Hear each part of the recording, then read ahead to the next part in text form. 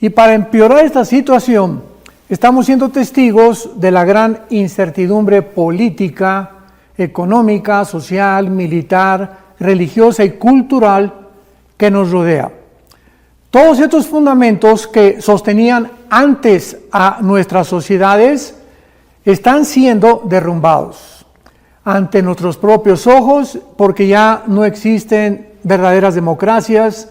Los valores morales, ya a lo bueno le dicen bueno, a lo malo bueno, a lo bueno malo, ya al mal le dicen bien, al bien le dicen mal, a todos los valores educacionales también. La libre expresión está extinguiéndose en el mundo, las garantías y libertades individuales, etcétera, etcétera. En el Salmo 11, versículo 3, hace 2000 años, el rey David dijo estas palabras: si los fundamentos fueran derrumbados, ¿qué sería de nosotros? En otras palabras, ¿cuáles son los fundamentos que sostienen a una sociedad? Bíblicamente es la familia. La familia y el matrimonio son el fundamento, la piedra angular más importante que existe para que una sociedad sobreviva. Todas las demás cosas que giran alrededor de una sociedad, la economía, la política, la milicia, la educación, etcétera, etcétera, son completamente adicionales. Vuelvo a repetir, esto es muy importante para que nosotros tengamos una perspectiva y una opinión adecuada acerca de lo que realmente en el mundo que vivimos tiene importancia. Entonces, cuando estos valores familiares, cuando la familia es completamente dividida, redefinida, donde la familia ya no es un hombre, una mujer con sus hijos, donde el matrimonio ya no es entre un hombre, una mujer, donde ya se autoriza ahora que pues la persona que se llame Raquel puede llamarse Luis, y el que se llame Jorge se puede cambiar el nombre a Paquita. Y cuando esto ya es institucionalizado, y cuando ya se decreta o se legisla dentro de muchos gobiernos y naciones como algo normal, es cuando nos hemos dado cuenta que es el síntoma de descomposición social más grande que puede existir. Entonces, es interesante que nosotros podamos saber que también hay millones de cristianos desinformados. Así como el mundo alrededor, como Jesucristo dijo, los gentiles buscan todas estas cosas, siempre el poder, el control, el dinero, la fama, etcétera, etcétera. Pero nosotros como pueblo de Dios tenemos otra perspectiva, porque no somos ciudadanos de este mundo. Estamos esperando, como dice en Hebreos 11, los grandes héroes de la fe, que ellos confesaron que eran peregrinos, extranjeros, y las promesas de Dios las veían desde lejos, creyéndolo y testificando de que esperaban una patria mucho mejor.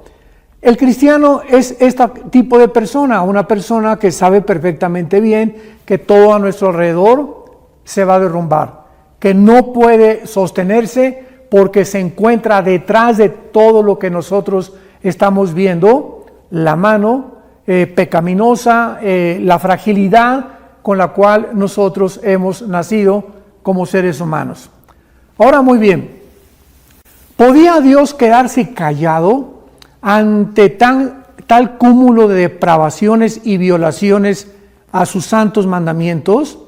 Desde luego que no. Ya en el Antiguo Testamento, Dios le dijo a Israel: no te mezclarás con mujeres extranjeras, respetarás los mandamientos de Dios, amarás a tu esposa, amarás a tu esposo, serás un ejemplo para tus hijos, etcétera, etcétera.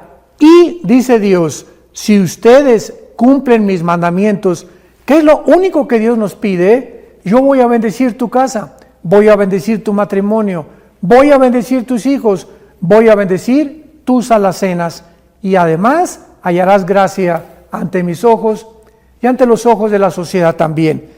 Entonces es importante que nosotros nos ubiquemos y sepamos en qué clase de mundo nos encontramos. capítulo 24 del libro de Isaías, en el Antiguo Testamento, encontramos estas palabras escritas hace 2700 años. Veamos de qué forma hace 2700 años el profeta Isaías anunció la descomposición a la que el ser humano llegaría. Pero no solamente eso, sino que Isaías también nos revela las causas que se encuentran detrás de la descomposición humana y como ende o como consecuencia y resultado las maldiciones de Dios. Dice Isaías 24, versículo 3 en adelante: la tierra será enteramente vaciada y completamente saqueada, porque Jehová ha pronunciado esta palabra. Se destruyó, cayó la tierra, enfermó, cayó el mundo, enfermaron los altos pueblos de la tierra, y la tierra se contaminó bajo sus moradores. Y escuchemos las tres razones por las cuales Dios, hace 2700 años, a través de la boca del profeta Isaías, pronosticó por qué la tierra se iba a enfermar, porque es como se encuentra el mundo. Tú y yo estamos viviendo en un mundo ya con una enfermedad terminal. El mundo ya está completamente contaminado, no solamente el agua, el aire, la comida, los mares, los ríos, sino que los seres humanos hemos llegado a un punto donde se podía calificar como una transhumanización. Hemos pasado el grado de ser humano para convertirnos casi en animales. Y dice así, la primera razón por la cual el mundo enfermó: traspasaron las leyes, falsearon el derecho, número 2, y número 3, quebrantaron el pacto sempiterno. Vamos a ver en primer lugar la primera razón que Dios explica por qué el ser humano ha llegado a donde ha llegado. ¿Por qué hemos traspasado las leyes? ¿Cuáles leyes? Lógicamente las leyes que Dios estableció. Cuando Dios creó el universo, Él puso leyes cósmicas, la ley del electromagnetismo, la ley de la gravitación, la ley de las fuerzas nucleares débiles y fuertes, etcétera, etcétera. Pero también cuando nos creó a nosotros, nos puso leyes morales, porque no somos dioses. Entonces es lógico, ¿verdad?, que Dios nos pone fronteras y líneas donde nos dice: no cometerás inmoralidad, no traspasarás estas leyes que yo te he puesto, porque si tú traspasas las leyes, en este caso físicas, por ejemplo, vas manejando, ¿y para qué sirven los semáforos o las luces rojas y amarillas o verdes que el gobierno nos pone? Para decirnos que cuando aparece una ley amarilla, una luz amarilla, sepamos que tenemos que reducir la velocidad, porque viene la roja, y si te pasa la luz roja, pues estás acarreando consecuencias, o te vas a estrellar, o alguien va a chocar contigo, o vas a exponer a tu familia en un peligro tremendo, y finalmente acabarás pues o muerto o en la cárcel, y con una infracción o con un ticket o con un boleto que la policía te va a imponer. Entonces, así como hay leyes en todos lados, tanto universales como físicas y gubernamentales, hay leyes morales. Y estas leyes morales las hemos traspasado. Es impresionante a dónde el mundo ha llegado actualmente. En segundo lugar, dice la Biblia que falsearon el derecho. ¿A qué derecho está Dios hablando? Bueno, Dios está mencionando que Dios puso presidentes, vicepresidentes, monarcas en las monarquías. Desde luego Dios puso gobernantes, puso generales en el ejército, puso jueces, puso diputados, y en todo gobierno tiene que haber un panorama muy claro acerca del gobierno. Hay el gobierno judicial, el gobierno legislativo, ¿verdad?, etcétera, etcétera. Y cuando los jueces y cuando los gobernantes brincan o traspasan las leyes que Dios ha puesto para que al juzgar a una persona no se le vea si es de color, si es amarillo, o si es chino, o si es blanco, etcétera, etcétera, o si es rico, o si es pobre. Esto es lo que Jesucristo está dándonos a entender. El ser humano ha falseado el derecho. Las injusticias que hay en la mayor parte de los juzgados a nivel mundial son absolutamente abominables a los ojos de Dios. Y finalmente, en tercer lugar, Dios dice que la tercera razón por la cual la maldición vino a la tierra fue precisamente porque, dice Dios, quebrantaron el pacto sempiterno. Y este es el más importante de todos. ¿De qué pacto está hablando Dios? Porque Dios hizo un pacto con Abraham, Dios hizo un pacto, el pacto davídico de los 10 mandamientos en el monte Sinaí, Dios hizo el pacto mosaico también, y así todos estos pactos, ahorita estamos bajo el pacto de sangre que Dios hizo con la nación de Israel, Hebreos capítulo 8, pero este pacto sempiterno, ¿cuál es y qué importancia Dios le da en la Biblia? Vamos a abrir el libro en Malaquías, en el libro de Malaquías en el Antiguo Testamento, que es el último de los libros antes de que comience el Nuevo Testamento, y veamos lo que hace 2500 años este profeta escribió. Malaquías 2, versículo 3 al versículo 15. Dios le está hablando a los líderes de Israel en su despedida. Y después de Malaquías pasaron 400 años sin que Dios le dirigiera la palabra a la nación de Israel, hasta que la primera voz que se oyó fue la de Juan el Bautista. Entonces, entre Malaquías y la apertura del Nuevo Testamento, pasaron 400 años en silencio, porque es el más grande de los juicios de Dios. Cuando Dios ya no habla, cuando ya Dios no nos dirige su palabra, es la tragedia más grande que puede el mundo atravesar. Y dice Malaquías 2, versículo 3 en adelante. Esta vez, le está hablando a los líderes, harán cubrir el altar de Jehová de lágrimas, de llanto y de clamor. Así que no miraré más a su ofrenda para aceptarla con gusto de vuestra mano. Mas dirán, ¿por qué?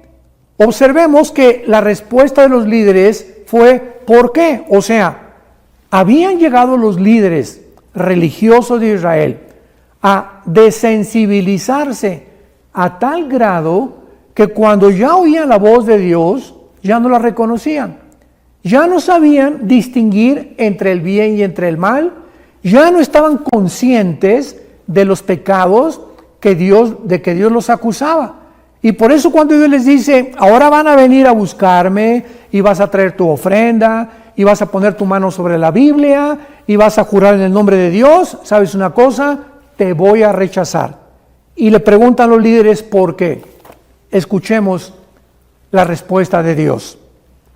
Porque Jehová ha atestiguado entre ti y la mujer de tu juventud, contra la cual has sido desleal, siendo ella tu compañera y la mujer de tu pacto. ¿Qué está hablando aquí Dios a los líderes de Israel?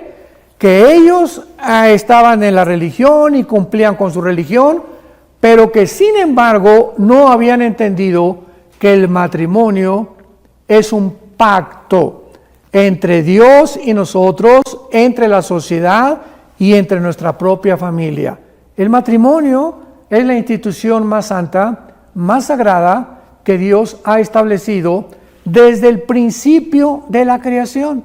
Antes de que hubiera gobiernos, antes de que hubiera empresas, Dios estableció como la columna, como el pivote, como el baluarte de la sociedad, el matrimonio entre un hombre y una mujer. Y estos líderes de Israel, pues habían violado este pacto.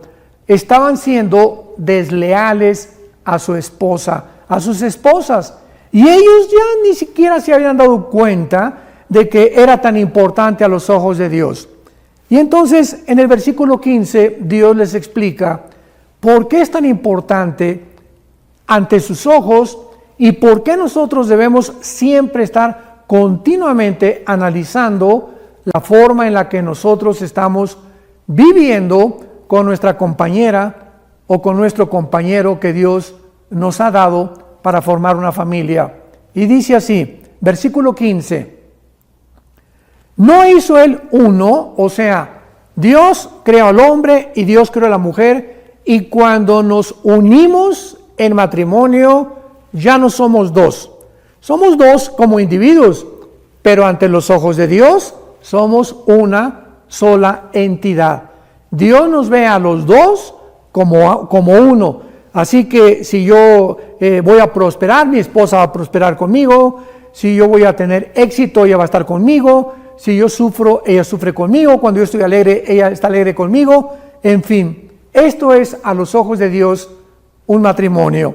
Entonces dice Dios que no hizo él uno, habiendo en él abundancia de espíritu. ¿Y por qué uno? Porque buscaba una descendencia para Dios. ¿Qué es lo que está diciendo Dios? Que cuando nos unimos en matrimonio, la descendencia, o sea, nuestros hijos, no son de nosotros. Nuestros hijos son para Dios. Nosotros tenemos solamente la responsabilidad de educarlos, de guiarlos, de darles los principios espirituales que Dios nos ha puesto, pero nuestros hijos son de Dios y son prestados, ¿verdad? Porque nos duran, ¿verdad? Mientras son niños están con nosotros, llegan a la juventud y se casan, forman su familia, y esa semilla que ellos van a tener, o sea, nuestros nietos van a ser santos también, porque dice el Salmo 112, versículo 2, la descendencia de los justos será bendita. Entonces Dios está diciéndonos que Él anhela que nuestra descendencia sea bendita y que esta semilla Él la ha bendecido. Y dice más adelante, Dios, guárdense pues, cuídense en vuestro espíritu y no sean desleales para con la mujer de vuestra juventud. Esto es, regresamos a Isaías 24, versículo 5, donde Dios acusa a los seres humanos, en su mayoría, de que han traspasado el pacto de su matrimonio. Entonces ahorita vemos que ya ni siquiera hay el matrimonio. Ya hay matrimonios entre hombres, matrimonios entre mujeres, y hay matrimonios que tal vez tienen ya 15, 10 años juntos, pero divorciados hace mucho tiempo emocionalmente. Y esta es la razón por la cual aquí nosotros en Vida Nueva para el Mundo tenemos seminarios continuos de matrimonios, como el que tenemos cada octubre en la preciosa Riviera Maya, para invitar a todos estos matrimonios cristianos o no cristianos que vengan y que entiendan a través de las Escrituras las responsabilidades que cada uno de nosotros tenemos delante de Dios, para que Dios nos pueda bendecir, porque vivimos tiempos en los que tal vez tú puedas prosperar económicamente, o ya llegaste a ser diputado, o ya tienes una empresa, o ya tienes cantidad de dinero, pero sin embargo, si tu matrimonio y tu familia no están a los ojos de Dios bendecidos, todo aquello que tú tienes no te va a durar, va a ser temporal. Y dice el versículo 6 de Isaías 24, por esta causa la maldición consumió la tierra. Por esta causa nuestros pecados hacen que la tierra a nuestro alrededor se vuelva contra nosotros.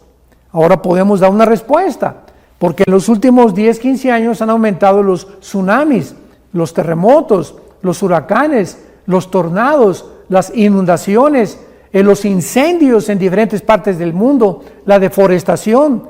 Estaba leyendo en la mañana que en el Polo Norte se está deshielando con una velocidad tremenda todo aquello que mantiene el estado climático.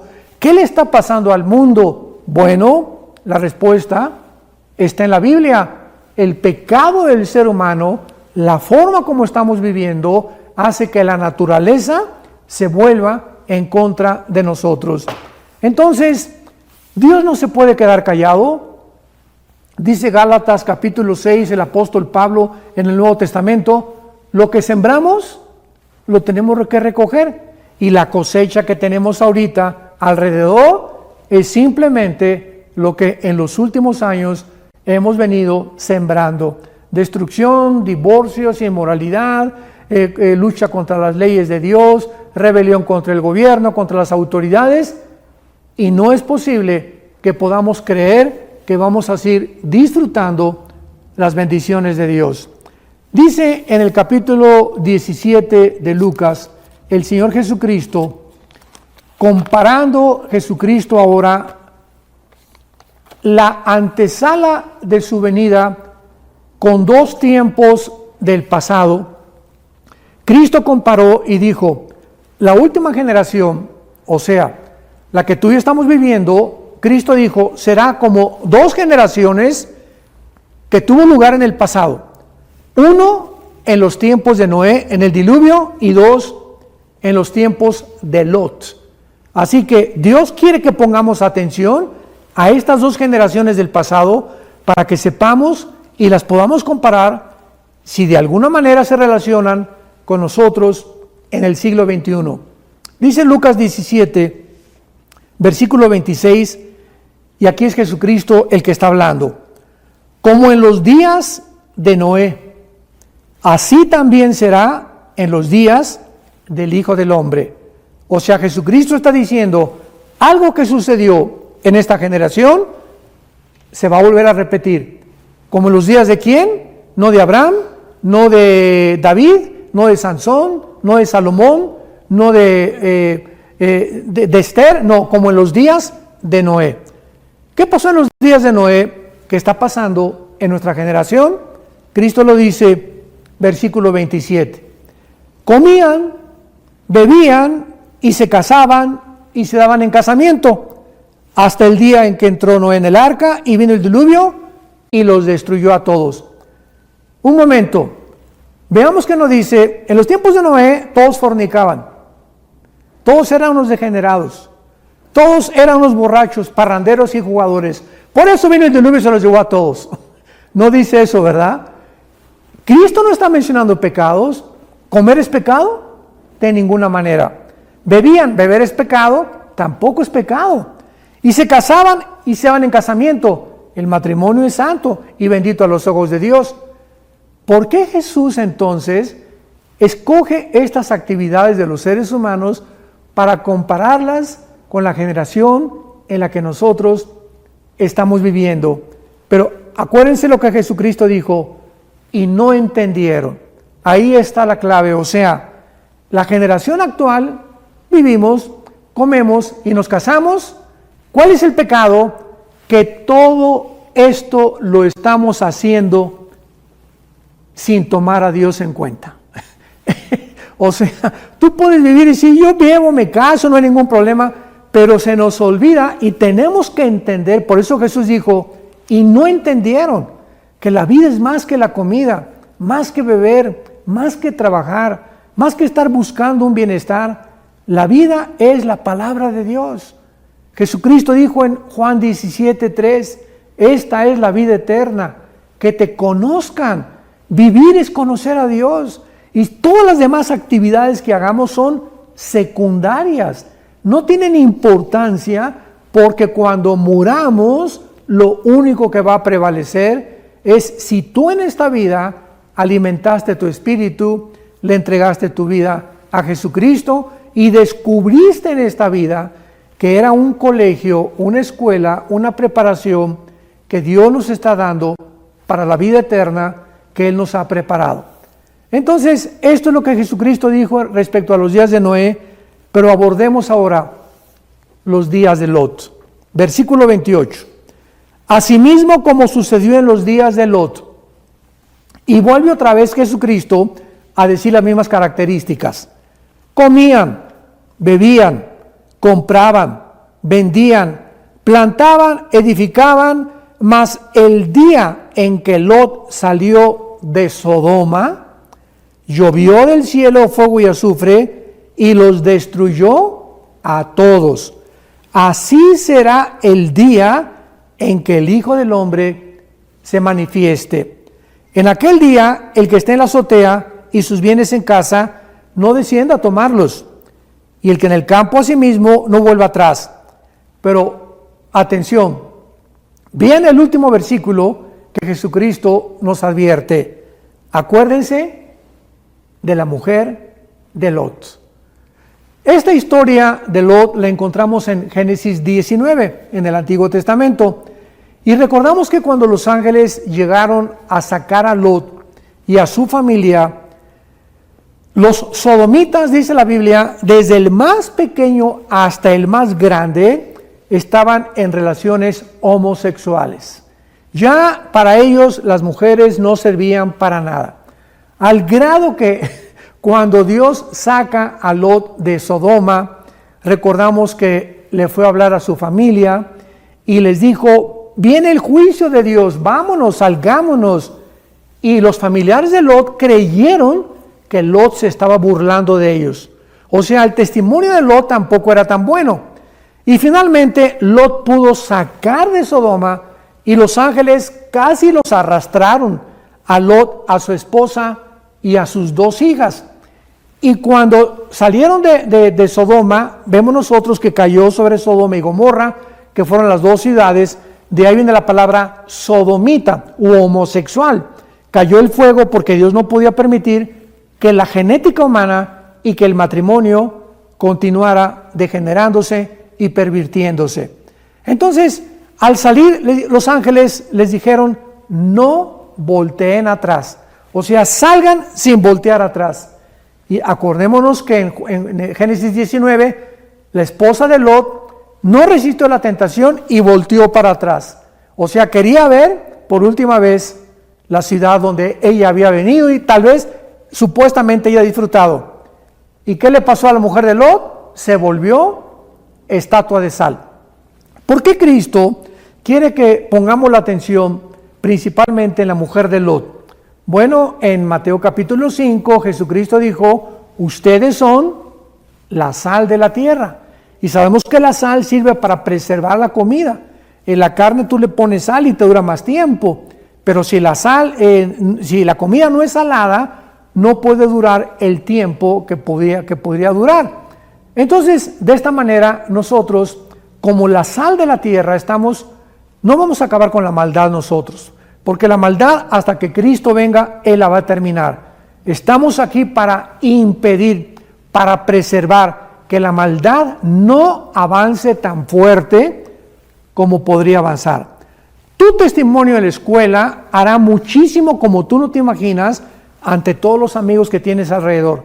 Porque vas a ser diferente a los demás y de alguna manera estás impidiendo que se contamine más rápidamente o que se contagien más almas humanas con tantas barbaridades que vemos. Tú en tu despacho de abogados, en tu clínica de médicos, en el hospital donde tú trabajas, en fin, donde quiera que estemos, en la familia, estamos impidiendo con nuestro testimonio, con la vida de santidad que podemos nosotros vivir, que la maldad se multiplique.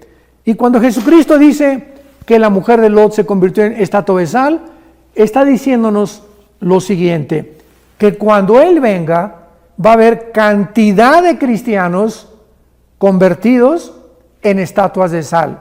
O sea, ahí van a estar, pero jamás hablaron, jamás testificaron y siempre con los ojos como la mujer de Lot en el mundo. Yo hay cristianos que les pregunto: ¿tú quisieras que venga Cristo mañana? Y dicen: bueno, es que tengo muchos planes todavía y yo quisiera, ¿verdad?, todavía gozarme un poco más, etcétera, etcétera, porque de alguna manera aman el mundo. Y hay otros como a Pablo que le preguntaron: oye, ¿qué preferías, seguir viviendo o morir? Y Pablo contestó: si me quedo viviendo y es para la obra de Cristo, prefiero no morir.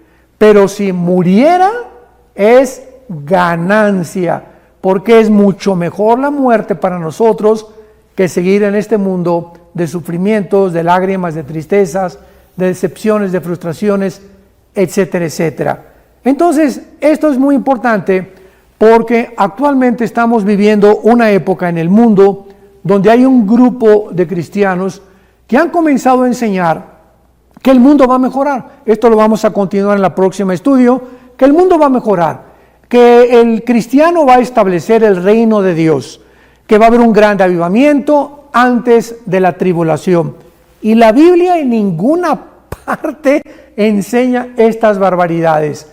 Por eso se llama la teología del reino y de la prosperidad.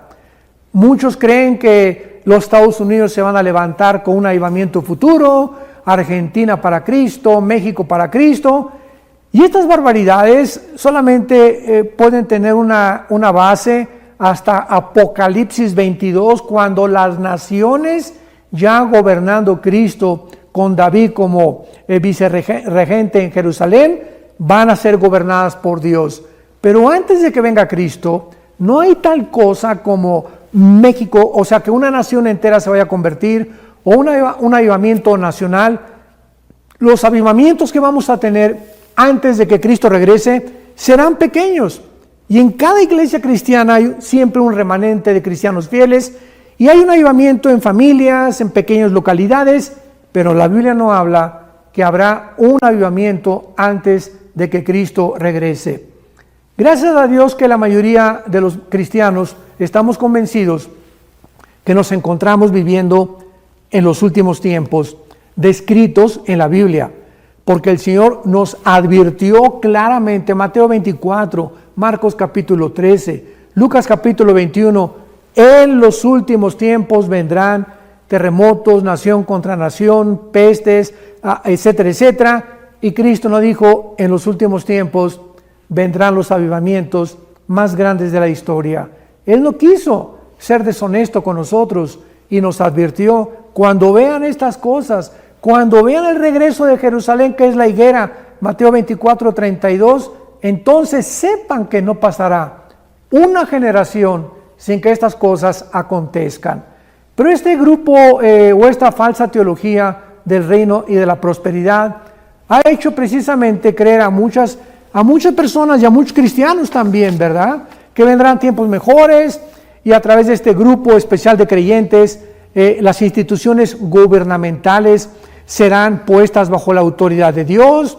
Nosotros vamos a establecer en el mundo el reino de Dios, y esto lo agregamos a otra falsa teología que se llama el preterismo. Preterismo significa del pasado, que enseña que todas las profecías ya se cumplieron cuando el general Tito de Roma invadió Jerusalén en el año 70, y ahí se cumplió lo que Jesucristo estaba diciendo en Mateo 24, y que las profecías del Apocalipsis ya se cumplieron también.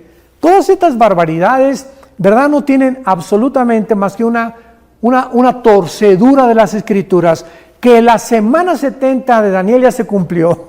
O sea, esto ya es inaudito, porque esta semana 70 de Daniel simplemente tenemos que recordar lo que el ángel le dijo a Daniel. Desde la orden de reconstruir Jerusalén hasta el Mesías habla 483 años, no días, y aunque fueran días no podrían coincidir tampoco. Y en segundo lugar, dentro de la semana 70 de Daniel se profetiza que Israel se va a convertir, cosa que no hemos visto todavía. ¿Cuándo se va a convertir Israel? Romanos 9, Romanos 10 y Romanos 11.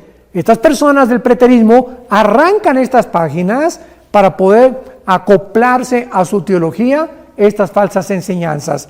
Pero todo esto ha sucedido con esta falsa teología del reino y de la prosperidad, en la cual todos nosotros tenemos que tener muchísimo cuidado, porque si no lo tenemos, vamos a poder caer en falsas esperanzas, y nuestra esperanza no es la tribulación ni el anticristo.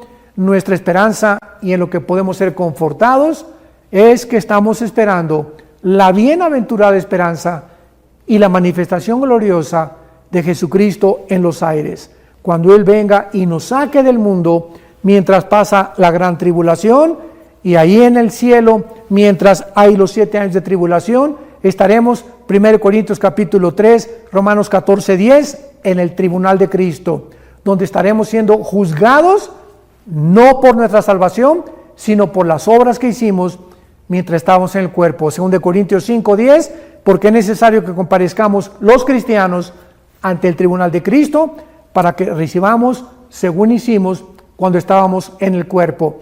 Y después del tribunal está en capítulo 19 del Apocalipsis las voces del Cordero, y claramente las bodas del Cordero están antes de la segunda venida de Jesucristo en el capítulo 19 del Apocalipsis.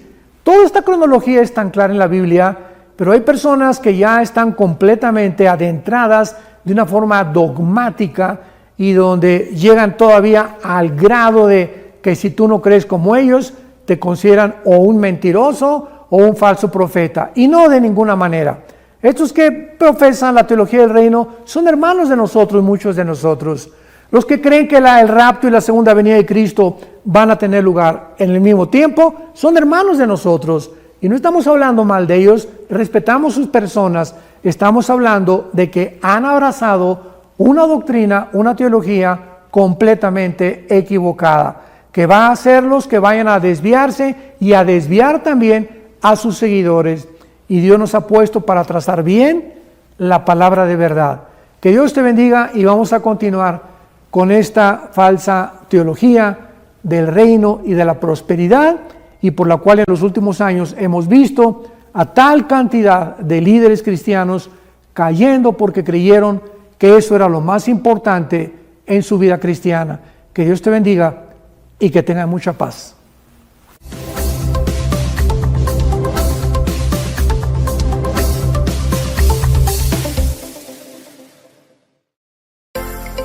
Vida Nueva para el Mundo se sostiene y propaga el mensaje de salvación de Jesucristo gracias a Dios y a tus donativos. Llevemos juntos el Evangelio de Jesucristo al mundo entero.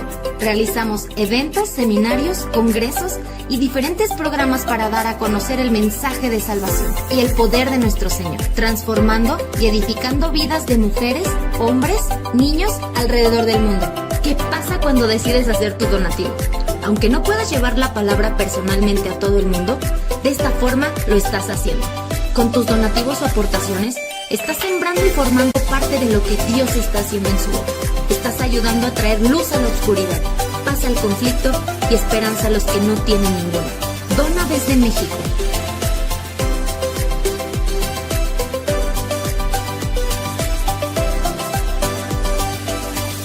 Dona desde Estados Unidos.